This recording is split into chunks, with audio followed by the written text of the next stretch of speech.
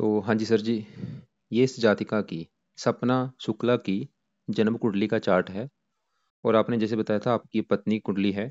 इनकी कुंडली बनी है मीन लग्न की, राशि इनकी मकर है। और कुंडली की बात करूं, कुंडली में ग्रह अच्छे भी हैं, कुछ ग्रह खराब भी हैं। और ये पूरा भी आपको मैं विस्तार में समझाऊंगा। आपके जो सवाल है इनको लेके कि इनकी हेल्थ खराब हो रही है, थायराइड हुआ है, सर में दर्द होता है, तो ये सवाल भी मैं कवर करूंगा कि ये दिक्कतें क्यों आ रही हैं। तो जब देखो जी, आपने मेरे से पहले कुंडली बना रखी है, मैंने आपको उस समय बताया होगा कि कुंडली में टोटल 12 ग्रह होते हैं। वो यहाँ पे मैंने लिख रखे हैं। और एक और मैं दोबारा रिपीट कर देता हूँ। ये जो एक लिखा है ये है इनका पहला घर, और पहले घर से इस जातिका का शरीर देखा जाएगा, हेल्थ, स्वभाव, रंग रूप, पर्सनैलिटी। दूसरे घर से धन जोड़ना, तीसरा घर छोटे भाई बहन, चौथा घर माता मकान वाहन, पांचवा घर इसके बच्चों का है, छठा घर शत्रु रोग कर्जा, सातवां घर पति का है, आठवें घर से आयु, नौवें घर से भाग्य, दसवां घर काम काज, ग्यारहवां घर है लाभ, बारहवें घर से खर्चे देखे जाएंगे। जो कुछ देखना है वो घर देखना है और घर का मालिक देखना है। जैसे कि अगर हमने इसके बच्चों के बारे में जानना है, पांचवा घर बच्चों का है, और पांचवें घर में नंबर है चार, चार कर्क राशि, मालक बना चंद्रमा। तो बच्चों के लिए हमें चंद्रमा को देखना पड़ेगा। इसके अलावा दृष्टि भी देखी जाती है, वैसे इस घर के ऊपर गुरु की दृष्टि है, मंगल की है, इनको भी देखा जाएगा। अब बात करते हैं भविष्यवाणी की। तो जब देखो जी कुंडली देखी जाती है, उसमें हम क्या चीज नोट करते हैं कि कौन से ग्रह अच्छे हैं, कौन से बुरे हैं, कौन से दोष बने हैं, कौन से योग बने हैं। कई प्रकार के दोष होते हैं कुंडलियों में, लेकिन एक दोष में सबसे बड़ा जो दोष होता है कुंडली में, वो जो सबसे बड़ा दोष है वो कौन सा है? वो है काल सर्प दोष, जो कि इस जातिका की कुंडली में बना हुआ है। इसकी कुंडली में मतलब सबसे जो नेगेटिव पॉइंट मुझे क्या दिखा है, वो है काल सर्प दोष। यहाँ पे बैठा है राहु, और यहाँ पे बैठा है केतु, और इधर वाला हिस्सा देखो पूरा खाली है, सभी ग्रह हैं इस साइड में। तो इधर वाला हिस्सा खाली होने की वजह से काल सर्प दोष बना हुआ है। और काल सर्प दोष भी अलग अलग कैटेगरी के होते हैं कि कौन सा काल सर्प दोष है। अब ये जब जो दोष है जब बनता है, इसका नुकसान क्या होता है, नुकसान समझ लो। किसी भी कुंडली में जब काल सर्प दोष बनता है, ऐसे लोगों को लाइफ में काफी स्ट्रगल करना पड़ता है, काफी दिक्कतें आती हैं, परेशानी आती हैं, रुकावटें, स्ट्रगल, चिंता, भाग दौड़। खासकर ये जो दोष होता है उन ग्रहों को ज्यादा खराब करता है जिन ग्रहों में ये बैठा होता है। जैसे राहु आठवें घर में बैठा है, तो राहु आठवें घर को ज्यादा खराब करेगा। केतु दूसरे घर में बैठा है, दूसरे घर को ज्यादा खराब करेगा। दूसरा घर धन जोड़ने का है, परिवार का है, वाणी का है, खाने पीने का है।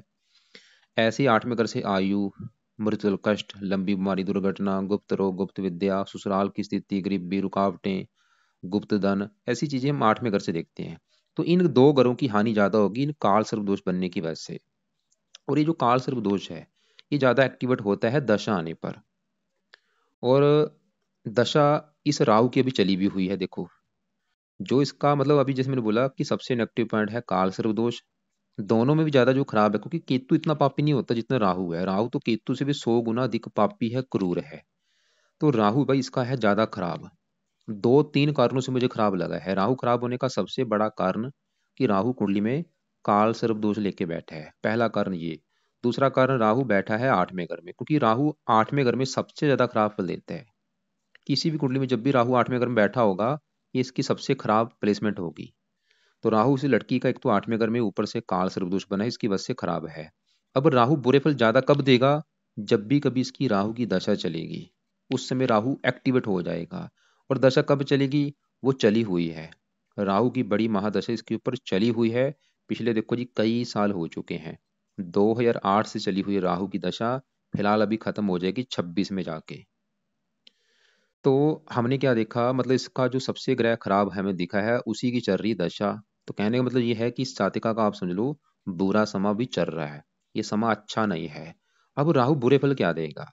राहु आठवें घर में बैठ के, जब भी आठवें घर में बैठता है, ये सबसे बड़ी दिक्कतें पैदा करता है हेल्थ को लेके। यहाँ पे हेल्थ संबंधी दिक्कतें पैदा करता है। डिपेंड करता है कि कौन सी राशि में बैठा है, उस राशि के जो रोग है वो देता है। जैसे ये तुला राशि में बैठा है, तुला राशि के जो रोग हैं इस लड़की को होंगे। या खासकर राहु आठवें घर में बैठ कर पेट का रोग भी देता है। पेट संबंधी दिक्कतें जरूर पैदा करता है। पेट में जो नाभि के नीचे का हिस्सा होता है वहां पे दिक्कतें आती हैं। तो हमने क्या देखा जी, एक तो राहु मतलब इसकी हेल्थ खराब करेगा, और भी दिक्कतें होती हैं पेट संबंधी। ये तो सबसे बड़ा रोग होता है, पेट का रोग जरूर देता है। इसके अलावा गुद्दे का रोग देता है, क्योंकि यहाँ से आठवें घर से गुप्त रोग भी देखा जाता है। गुद्दे का रोग हो गया, शत्रु बढ़ाता है, सामाजिक कष्ट देता है, आर्थिक कष्ट देता है, इसकी दृष्टियां भी हैं। 5वीं 12वीं घर के ऊपर खर्चे बढ़ाएगा, दूसरे घर को देखा शत्रु राशि है, धन को लेकर दिक्कतें, परिवार को लेकर दिक्कतें, वाणी भी कठोर करेगा। चौथे घर को वैसे यहाँ पे उच्च राशि है, लेकिन क्योंकि मेन नेगेटिव बात क्या है कि काल सर्वदोष बना हुआ है। अब आपको मैं एक विद प्रूफ के साथ भी दिखा देता हूँ कि शास्त्रों में इसके बारे में क्या लिख रखा है। यहाँ पे देखो जी, तो इसका राहु बैठा है 8वें घर में। तो यहाँ पे आप पढ़ो, यहाँ पे देखो, ये इस नाम का काल सर्वदोष बना है अष्टम स्थान से लेके धन भाव तक। तो राहु केतु के मध्यम पड़ने वाली ग्रह स्थिति के कारण ये पड़ता है। इस योग के कारण जातक को अल्प आयु, दुर्घटना का भय रहता है, स्वास्थ्य की चिंता बनी रहती है, बात बात पर धन की हानि, उधार दिया हुआ पैसा डूब जाता है, शत्रु बहुत होते हैं, वाणी पर नियंत्रण नहीं रहता, वाणी दूषित होती है, कोई दूसरे घर को दृष्टि दे रहा है, वाणी घर को मैं तो बहुत करते हैं। ये तो थोड़ा बहुत बुरा फल लिखा है यहाँ पे भाई, हजारों बुरे फल हैं राहु के जब 8वें घर में बैठता है। लाइफ में दिक्कतें, परेशानियां, रुकावटें, स्ट्रगल, चिंता, भाग दौड़, हजारों दिक्कतें पैदा करता है।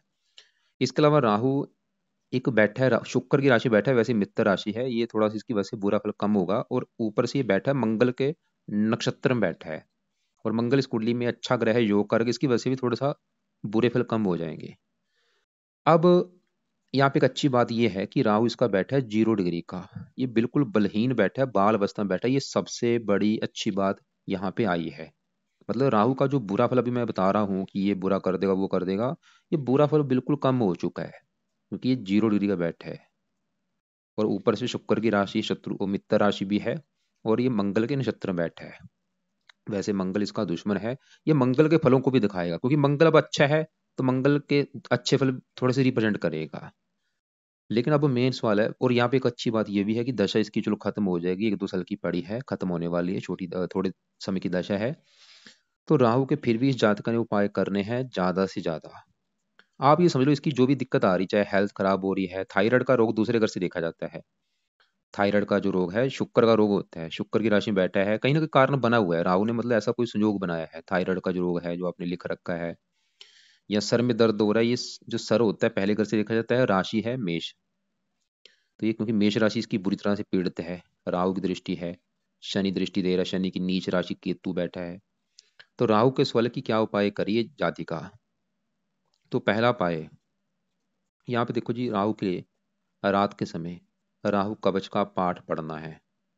दूसरा उपाय, राहु स्रोत का पाठ पढ़ना है। दोनों पाठ पढ़ने में लगेंगे टोटल 4 मिनट। इसलिए जातिका क्या करे, इन पाठ को डबल पढ़े, मतलब 2-2 3-3 पाठ इनके पढ़ा कर। एक बार पढ़ लिया है दोबारा फिर पढ़ ले, दोबारा फिर पढ़ ले, नहीं पढ़ने आते ऑडियो लगा के सुना करे ज्यादा से ज्यादा। तीसरा उपाय, राहु का दान करना है। दान सतनाजा भी है, और भी इसके जो दान है वो ये जातिका ने करना है। चौथा उपाय, राहु को सही करने के लिए कुछ देवी देवताओं का सहारा लेना पड़ेगा। जैसे कि ये जातिका सबसे पहले नंबर पे है शिव जी का सहारा ले, क्योंकि राहु शिव जी का है भक्त। तो इसलिए जातिका शिव जी के मंत्र जाया करे, वहां पे बैठ के शिव चालीसा पढ़े, वहां पे बैठ के ओम नमः शिवाय का जाप कर सकती है। और रोजाना मतलब शिव जी का मंत्र जाना ही जाना है। इसके अलावा दुर्गा चालीसा का पाठ पढ़ सकती है, उससे भी राहु अच्छा होता है। हनुमान जी की पूजा उपासना से भी राहु अच्छा होता है। और इसके अलावा शनि देवता हो गया, उसकी पूजा उपासना से भी राहु अच्छा होता है। बाकी जो 3 उपाय है राहु की तो करने ही करने हैं, दोनों पाठ पढ़ने हैं या इनको सुनना है, और दान अर्जाना करना है। और ये उपाय कब तक करने हैं, जब तक दशा है तब तक जरूर करने हैं। उसके बाद वो आप चाहे ना भी करें कोई बात नहीं, लेकिन कर भी लेना थोड़ा बहुत भाई, खाली कवच का पाठ तो ये जाति का पढ़ती रहे। वैसे दशा तक जरूर करो, आप उसके बाद चाहे छोड़ भी सकती है, कोई दिक्कत वाली बात नहीं है, लेकिन दशा जब तक है ये उपाय जरूर करने हैं। अब क्योंकि देखो जी, काल सदृश बना है, केतु राहु दोनों की वजह से बना है। और राहु क्योंकि दूसरे घर को दृष्टि दे रहा है, जो कि है दूसरा घर, मैंने वो भी बोला था धन जोड़ने का घर है। दूसरा घर धन जोड़ने का है, परिवार का है, वाणी का है। अब ये जो चीजें हैं इसके लिए हमें दूसरे घर में एक लिखा है जो कि मेष राशि मालक मंगल है, हमें मंगल को भी देखना पड़ेगा। और मंगल के अलावा दूसरे घर में केतु बैठा है, उसको भी देखेंगे। शनि की दृष्टि है दूसरे घर के ऊपर, राहु की दृष्टि है, इसको भी देख, मतलब 4 ग्रह देख के डिसाइड होगा दूसरे घर के बारे में। तो सबसे पहले मैं दूसरे घर में केतु की बात करूं, तो केतु राहु क्यों खराब है, कारण क्या है, काल सर्प दोष बनने की वजह से। मतलब केतु दूसरे घर की हानि करेगा, धन को लेकर दिक्कतें पैदा करेगा, परिवार को लेकर दिक्कतें आती हैं, फैमिली को लेकर कोई ना कोई वाणी संबंधी दिक्कतें आती हैं। अब ये भी आपको मैं दिखा देता हूँ भाई, यहाँ पे ये भी, तो यहाँ पे देखो द्वितीय स्थान में केतु व राहु के मध्यम पड़े ग्रह स्थिति कुल कुल ना ये, इस योग के कारण धन को लेकर जातक के जीवन में संघर्ष रहता है, क्योंकि धन के घर में बैठा है, अब जस परेशानियां, खर्च की बहुलता, धन खर्च होता रहता है, पैसा पास में टिकता नहीं। स्वास्थ्य में भी दिक्कतें आती हैं, दिमाग गर्म रहता है, चिड़चिड़ा, दांत के दर्द की संभावना भी रहती है, क्योंकि दूसरा घर दांत का भी है, दांत क्योंकि शनि दृष्टि दे रहा है, दांत हो गया, मुख हो गया। ये जो एक लिखा है भाई, ये मेष राशि, मतलब मेष राशि के इसको रोग होंगे, मेष राशि के जो रोग होते हैं, मेष राशि से सर देखा जाता है, सर हो गया, मस्तक हो गया, ऐसे रोग इसको होंगे। अब केतु मतलब दूसरे घर की हानि कर रहा है, अब केतु के लिए भी कुछ उपाय करना पड़ेगा। वैसे अभी केतु की दशा नहीं है, अभी भी असर असर है, लेकिन फिर भी इसके देखो जी उपाय क्योंकि ज्यादा हो जाए, केतु का भी ये जाति का उपाय क्या करे, एक दो उपाय जरूर करे, जिसमें से केतु कवच का पाठ रात को पढ़ लिया कर, इसको तो चाहे एक ही पाठ पढ़ ले, लेकिन राहु कवच, राहु स्रोत, ये दो दो तीन तीन पाठ पढ़ने हैं, केतु खाली एक पढ़ ले। और केतु का दान हो गया, तो दोनों के भाई दान की वीडियो देखना, क्या दान है वो विस्तार में मैंने समझाया है, राहु के दान क्या होते हैं, केतु के दान क्या होते हैं, वो वीडियो आप देख लेना। अब देखो जी आगे बढ़ते हैं, तो हमने अभी क्या देखा, मैंने जो आपको पहले देखा तो बोला था कि कुंडली में योग देखे जाते हैं, कौन से योग अच्छे हैं, कौन से दोष बने हैं, कौन से ग्रह अच्छे हैं, कौन से बुरे हैं, दशा देखी जाती है। इसके अलावा देखो जी इसके ऊपर एक तो है बड़ी दशा राहु की, जो कि हम देख चुके हैं, और चंद्रमा की चली हुई है अंतरदशा। अब ये राहु में चंद्रमा का जो अंतर होता है, ये भी अच्छा नहीं होता, क्योंकि राहु चंद्रमा आपस में शत्रु है। वैसे इसका चंद्रमा तकरीबन तो अच्छा है, और ये 8 महीना 23 से चली है दशा, दूसरा महीना 25 में खत्म होगी, इसकी अभी बात करते हैं। लेकिन इसके ऊपर एक शनि की साढ़े सती भी चली हुई है भाई। अब ये साढ़े सती क्या है, और साढ़े सती चली हुई है ढाई ढाई 5 और 1, ये पिछले 6.5 साल से इसके ऊपर साढ़े सती भी चली हुई है, जो कि अभी भी 1 साल की पड़ी है, साढ़े सती खत्म हो जाएगी अगले साल जून में जाके। और साढ़े सती देखो जी ये अच्छे नहीं होते, जब भी साढ़े सती आती है, इसका सबसे बुरा इफेक्ट होता है चंद्रमा के ऊपर, क्योंकि चंद्रमा की वजह से साढ़े सती लगती है, मन का कारक है, मानसिक चिंता बोझ होती है, मन परेशान रहता है, ऐसे लोग डिप्रेशन के भी शिकार होते हैं। मतलब साढ़े सती में भी हजारों दिक्कतें आती हैं, कईयों की कारोबार में दिक्कतें आती हैं, कईयों की हेल्थ को लेकर दिक्कतें आती हैं, कईयों कईयों को लाइफ में स्ट्रगल करना पड़ता है, जो बच्चे पढ़ाई करते हैं, अगर उनके ऊपर साढ़े सती आती है, उनकी पढ़ाई में दिक्कतें आती हैं। तो कहने का मतलब यह है कि इस जातिका के जीवन के ऊपर जो दिक्कतें आ रही हैं, कहीं ना कहीं कारण ये साढ़े सती भी है। तो साढ़े सती के लिए क्या करना पड़ेगा, पहला उपाय, ये जातिका शनि चालीसा का पाठ रात को पढ़ा करे, या इसको ऑडियो लगा के सुन ले। अब ये पाठ चाहे इसको 1 महीने के बाद शुरू कर दे, मैं ऐसा नहीं बोलूंगा कि एक साथ ही शुरू कर दे इसको, चाहे 1 महीने के बाद शुरू कर दे, या 2 महीने के बाद भी शुरू कर सकती है। दूसरा उपाय, शनि मंदिर में जाना है हर शनिवार को, और वहां पे माथा टेक के आना है, प्रार्थना करनी है कि शनि देवता जी आपके मैं मंदिर इसलिए आई हूँ क्योंकि आपकी चल रही है मेरे ऊपर साढ़सती, और मैं चाहती हूँ आपका बुरा फल प्लीज मुझे ना मिले, इसलिए मैं माथा टेकने आई हूँ। और वहां पे शनि का दान भी ये कर सकती है, जैसे काली उड़द की दाल का दान कर दिया, सरसों का तेल दान कर दिया। अब ये जो शनि की प्लेसमेंट है, ये अलग चीज है, देखो इसको एक साथ मत जोड़ना, ये अलग है और साढ़सती अलग है शनि की ही, ये डिफरेंट है। साढ़सती वैसे कर्मों के सबसे फल देती है, जो कर्म बंदे के होते हैं उसका फल मिलता है। अब जो प्लेसमेंट है वो अलग चीज है। अब देखो जी इसके बात करते हैं हम, चंद्रमा की बात करते हैं, जिसकी अंतरदशा है कि वो कैसा है। चंद्रमा इस कुंडली के इस घर का मालक है, पांचवें घर का। पांचवें घर से भी काफी चीजें हैं, पांचवा घर एक तो है संतान का घर, इस जातिका की जो संतान है पांचवें घर से, पांचवा घर इसकी पढ़ाई का भी है और बुद्धि का भी है। वैसे तो हजारों चीज देखो जी, एक एक घर से हजारों चीजें देखी जाती हैं, लेकिन मैं आपको सिर्फ शॉर्टकट में बता रहा हूँ।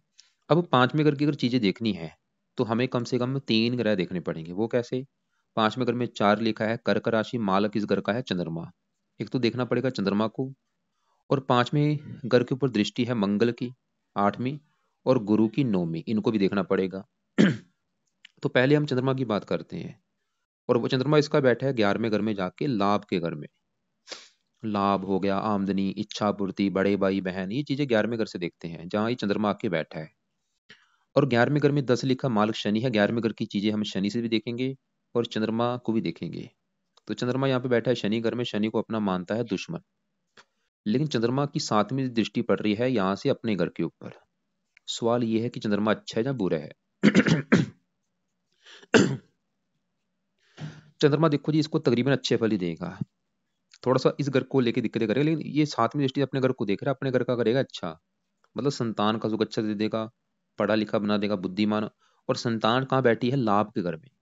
संतान से इसको लाभ होगा, मतलब संतान होने के बाद भी लाभ होगा, या संतान के द्वारा इसको लाभ होगा कोई ना कोई, मतलब संतान के द्वारा इसकी किस्मत चमकेगी, इच्छाएं पूरी होंगी, ये इच्छा पूर्ति का भी घर है, संतान इच्छा पूर्ति घर में बैठी है, संतान होने के बाद इच्छाएं पूरी होनी शुरू हो जाएंगी, खासकर लड़की संतान होने के बाद, क्योंकि चंद्रमा एक लेडीज ग्रह है, इस ग्रह को देख रहा है, लड़की के योग दिखा रहा है, लड़कियां हो सकती हैं।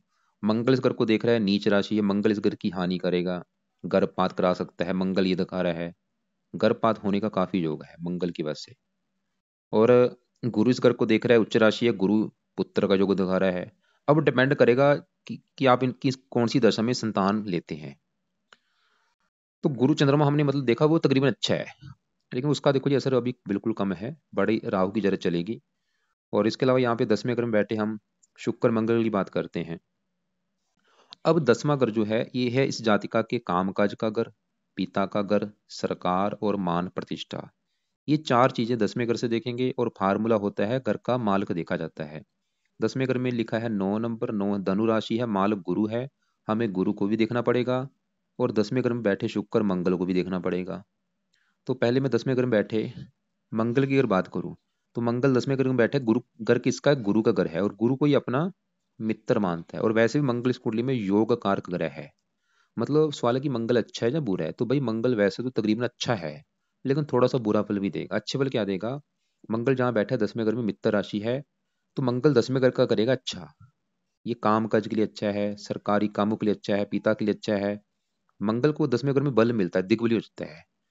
और ऐसे जो लोग होते हैं, पुलिस में होते हैं, मिलिट्री में होते हैं, मेडिकल लाइन हो गया, टेक्निकल लाइन हो गया, भूमि से जुड़े कामों से धन कमाते हैं। मंगल का देखो जी इस घर में बैठा है गुरु की राशि में आके, लेकिन मंगल के अपने घर हैं दो। एक तो मंगल इस घर का मालिक है 9वें घर का, जहां से देखा जाएगा इसका भाग्य है, 9वें घर से भाग्य, 9वें घर में 8 लिखा है, वृश्चिक राशि, मालिक मंगल। तो मंगल इसको भाग्यशाली बनाएगा अपनी दशा में, अभी छोटी दशा चलेगी, दूसरा महीना 25 के बाद वो भी समय अच्छा होगा। और मंगल इस दूसरे घर का मालिक है जहाँ पे केतु बैठा है, क्योंकि दूसरे घर में जो एक लिखा है मेष राशि, मालिक मंगल दूसरे घर से बैठा है 9वें घर में, मतलब अपने घर से बैठा है 9वें घर, मतलब मंगल फिर भी दूसरे घर का अच्छा करे। अब देखो जी दूसरे घर की बुरी तरह से हानि हो रही है, केतु दूसरे घर की हानि कर रहा है, शनि हानि कर रहा है, लेकिन दूसरे घर का मालिक मंगल फिर भी अच्छा है, उसकी फिर भी बदौलत बदौलत की वजह से मंगल फिर भी इसको धन देगा, परिवार का सुख देगा। और मंगल की 3 दृष्टि है, चौथी यहाँ पड़ेगी, लगन के ऊपर मित्र राशि है, लगन का अच्छा मंगल गुण इसमें पाए जाएंगे। मंगल की वजह से ये जात का पराक्रमी होगी, साहसी होगी, उद्यमी होगी। मंगल थोड़ा सा क्रूर है, इसको क्रोधी भी बनाएगा, जिद्दी भी बनाएगा, गुस्से वाला भी बनाएगा। 7वीं यहाँ पड़ेगी, 8वीं यहाँ पड़ेगी। अब सवाल है कि मंगल बुरे फल क्या देगा? मंगल इस घर की हानि करेगा, 5वें घर की, क्योंकि यहाँ पे है नीच राशि, जिसमें मैंने बोला ये संतान का घर है, गर्भपात के योग लेके बैठा है, गर्भपात करा सकता है, या संतान का ऑपरेशन के द्वारा होना ऐसी दिक्कत पैदा कर सकता है, खासकर गर्भपात तो हो सकता है अब आगे बढ़ते हैं, साथ में शुक्र बैठा है। शुक्र वैसे मंगल आपस में शत्रु है, शुक्र इस कुंडली में मार्किश भी है। शुक्र है इस घर का मालिक, तीसरे घर का। और ये जहाँ ये राहु बैठा 8वें घर का, अपने घर से तीसरे घर में, उम्र के लिए अच्छा है। 7वीं दृष्टि से चौथे घर को देख रहा है, मित्र राशि, चौथे घर का कारक भी है शुक्र, चौथे घर का भी अच्छा करेगा, मकान वन का सुख भी दे देगा लाइफ में। और तीसरे घर का मालिक है चौथे 10वें घर में। तीसरा घर हॉबी का होता है, रुचि, इसमें इस जातिका की जिस काम में रुचि होगी, क्योंकि तीसरा अगर हॉबी हॉबी चलेगी काम का, जिसमें इसकी हॉबी होगी उससे जुड़ा इसका काम काज भी हो सकता है। आप देखो इसमें इसकी किस चीज में हॉबी है, रुचि है, उससे जुड़ा ये काम काज भी करेगी। खासकर शुक्र के जो काम है, जैसे कि फिल्म इंडस्ट्री जुड़ा कोई काम हो गया, ब्यूटी पार्लर का काम हो गया, मैरिज ब्यूरो, विवाह से संबंधित काम हो गया, लेडीज से जुड़े जो काम होते हैं, रेस्टोरेंट हो गया, परफ्यूम इत्र, ऐसे मतलब जुड़े कामों से भी जाति का धन कमा सकती है। अब आगे बढ़ते हैं, यहाँ पे देखो मैं छोड़कर मैं आपको चीजें बता रहा हूँ, क्योंकि जो मेन चीज आपको मैं कवर कर चुका हूँ। कहने का मेरा मतलब ये है कि चंद्रमा इसका तकरीबन अच्छा है, मंगल बड़े लेवल पे अच्छा है, शुक्र भी वैसे तो मार किया है, फिर भी अच्छे फल ही देगा। अब यहाँ पे 9वें घर में गुरु, बुध, सूर्य की बात करते हैं। पहले मैं बुध की बात करता हूँ। बुध एक तो इस घर का मालिक है 7वें घर का, जो कि इसका है पति का घर, और ये चौथे घर का मालिक है। 7वां घर पति का है, 7वें घर में 6 लिखा है, कन्या राशि, मालिक कौन बना? बुध। तो पति के लिए हमें देखना पड़ेगा बुध को, और वो कहाँ बैठा है? नौवें घर में भाग्य घर में, मतलब पति चला गया भाग्य घर में। पति जाके भाग्य घर में बैठा है, बुद्धि दिखा रहा है कि पति के आने के बाद इसका भाग्य साथ देना शुरू हो जाएगा। और पति, ये वैसे कन्या राशि जब होती है विवाह जल्दी हो जाता है ऐसे लोगों का, क्योंकि बुध एक बालक ग्रह है। विवाह जल्दी, मतलब 17 साल 18 साल, इन सालों में विवाह हो जाता है। 16 17 18 19 साल में विवाह जल्दी का भी योग दिखाता है। इसके अलावा बुध विवाह के बाद भाग्योदय भी करेगा और पति भाग्यशाली भी होगा, पति धार्मिक भी होगा क्योंकि धर्म का ग्रह है। और बुध इस चौथे घर का भी मालक है, जहाँ पे 3 लिखा है, मिथुन राशि मालक बुध। चौथा घर माता मकान वाहन का है, इसको माता का भी सुख अच्छा मिलेगा, मकान वाहन का सुख अच्छा मिलेगा, बुध ये दिखा रहा है। चौथा घर जन्मभूमि का, जन्मभूमि भाग विदेश के घर में बैठी है, विदेश का भी योग बना सकता है बुध इसका, जन्मभूमि से दूर जाने का भी योग बनता है। तो बुध हमने देखा वो भी अच्छा है, मतलब माता मकान वाहन के लिए अच्छा है, पति के लिए अच्छा है। लेकिन बुध यहाँ पे अस्त बैठा है, मृत अवस्था में बैठा है, अच्छा बल थोड़ा सा कम हो जाता है। तो इसके लिए जातिका बुध का पन्ना रत्न भी धारण कर सकती है। 2 3 उपाय हैं अगर इसका बल बढ़ाना है। एक तो ये हरे रंग के कपड़े ज्यादा पहना करे। इसने देखो जी कपड़े सुन लो कौन कौन से पहनने हैं। नीले कपड़े बिल्कुल बंद करा दो, नीले काले कपड़े बंद कर दे। नीले और कौन से कपड़े ज्यादा यूज करने, हरे हो गया, पीले हो गया, ये कपड़े ज्यादा यूज किया करे। तो बुध का बल बढ़ाने के लिए तो मैंने बोला है हरे कपड़े ज्यादा यूज करे। दूसरा, पन्ना रत्न दान कर सकती है, जो कि लेफ्ट हैंड की इस छोटी उंगली में दान करना है, चांदी में जड़वा के, इसके वजन के बराबर। अगर वेट इसका है 60 किलो है तो 6.25 रत्ती का पन्ना ले लो। 70 किलो है, 7.25 रत्ती का पन्ना ले लो, और चांदी में जड़वा के शुक्ल पक्ष के पहले बुधवार को धारण करवा देना। तो 2 ये उपाय जरूर कराओ, हरे कपड़े ज्यादा पहना करे, पन्ना धारण करवा देना। अब साथ में गुरु भी बैठा है, सूर्य बैठा है। सूर्य इस घर का मालक है, छठे घर का। छठा घर खराब घर होता है, छठे घर से रोग शत्रु कर्जा कोर्ट कचहरी चोरी ठगी। और छठे घर में 5 लिखा है, सिंह राशि मालक सूर्य है। सूर्य इस कुंडली में प्रबल मार्केश है भाई, 9वें घर में बैठा है, थोड़ा सा अपनी दशा में भाग्य की हानि करेगा, पिता से मनमुटाव होगा। वैसे यहाँ पे मित्र राशि फिर भी थोड़ा बहुत अच्छे बल, कई प्रकार के अच्छे बल भी देगा। तो सूर्य के लिए कितु जाति का, क्योंकि मार्ग ग्रहों का बलहीन ही होना अच्छा होता है, इसकी पावर जितनी कम होगी उतना ही अच्छा है। एक तो ये सूर्य के लिए, सूर्य को रोजाना जल दिया करे, जल इसकी पावर को कम करेगा। दूसरा, हर संडे को सूर्य का दान किया करे, लाल रंग की वस्तु लेके उनका दान कर देगा। ये 2 उपाय जरूर करे। अब गुरु की बात करते हैं, जो कि सबसे जरूरी बात करनी है। क्यों? क्योंकि देखो जी इसके ऊपर अभी जो बड़ी दशा है वह है राहु की। और राहु की भी दशा आपको, जैसे कि मैंने दिखाया कि 26 में खत्म होगी। अभी देखो जी राहु की दशा जब खत्म होगी, तीसरा महीना 26 में खत्म होगी, इसके बाद चलेगी बृहस्पति की दशा। बृहस्पति मतलब गुरु ग्रह, तीसरा महीना 26 को चलेगी और ये 42 में खत्म होगी। सवाल ये है कि ये जो बृहस्पति जो गुरु ग्रह है इसका कैसा है, अच्छा है या बुरा है? तो गुरु ग्रह देखो जी इसका है बहुत बड़े लेवल पे अच्छा, बिल्कुल बड़े लेवल पे अच्छे फल देगा, 100 में से 100% अच्छे फल देगा। आप ये समझ लो, तीसरा महीना 26 के बाद इस लड़की का अच्छा समा शुरू होने वाला है। ये गुरु भाई इसकी जो दशा आएगी बिल्कुल इसकी लाइफ में अच्छे फल देगी। सवाल कि गुरु इतना अच्छा क्यों है? गुरु देखो जी, पहले समझो किन घरों का मालक है गुरु। एक तो इस घर का मालक है पहले घर का और 10वें घर का। और ऐसा नहीं कि इसने बचपन से अभी तक अच्छे फल नहीं दिए, आज भी अच्छे फल दे रहा है। 10 साल पहले भी अच्छे फल दे रहा था, लेकिन पहले अच्छे फल इतने थे बस। अभी दशा में अच्छे फल कितने बढ़ जाएंगे, 1000 गुना बढ़ जाएंगे, क्योंकि दशा में इनका जो असर है वो कई गुना बढ़ जाता है।